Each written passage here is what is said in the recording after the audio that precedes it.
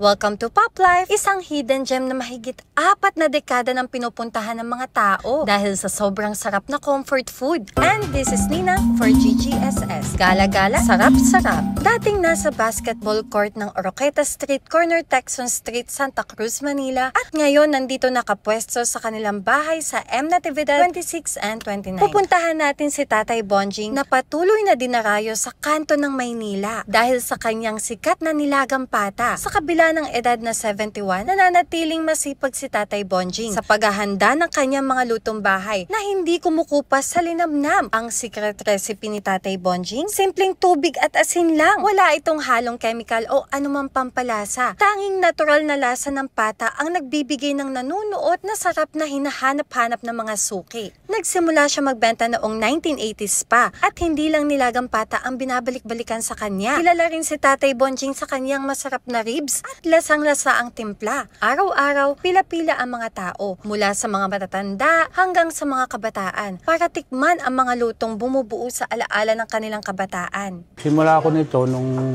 nagkakatay kami ng baboy dito. Pagkatapos ko magtinda, binibigay sa akin yung mga buto-buto. Yung nagtinda ako ng mami. Nang tumagal, tinuloy-tuloy ko yung hanap buhay. Tara na at tikman ang luto ni Tatay Bonjing. Nilagang pata at ribs na walang kapantay sa lasa at saya. Grabe oh. Sabaw pa lang, panalo na. Guys, ito pala yung first meal ko today. So, ang isang order ngayon guys ay 115 pesos. 115 pesos para dito sa pata. At 115 pesos din para dito sa laman. May kasama na yung kanin.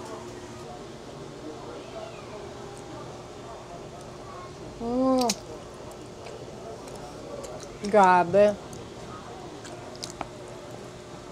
Wow.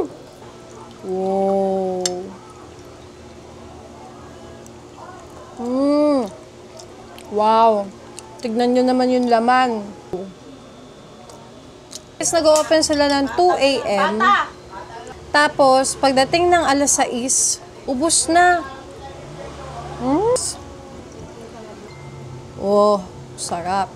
Grabe, tingnan nyo yan.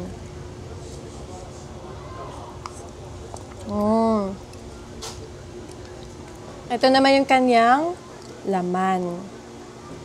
Sarap. Grabe, tignan nyo naman yung laman. Sobrang lambot. Wow. Grabe, sobrang panalo to talaga.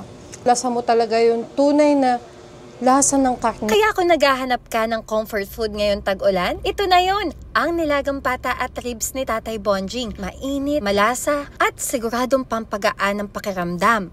Mga igan, puntahan niyo ako rito sa aking tindahan. Sa Eskinita lang, madali naman makita dahil meron naman akong tarpaulin doon sa labas. Until the next na masarap na gala natin, dito lang yan sa Pop Life.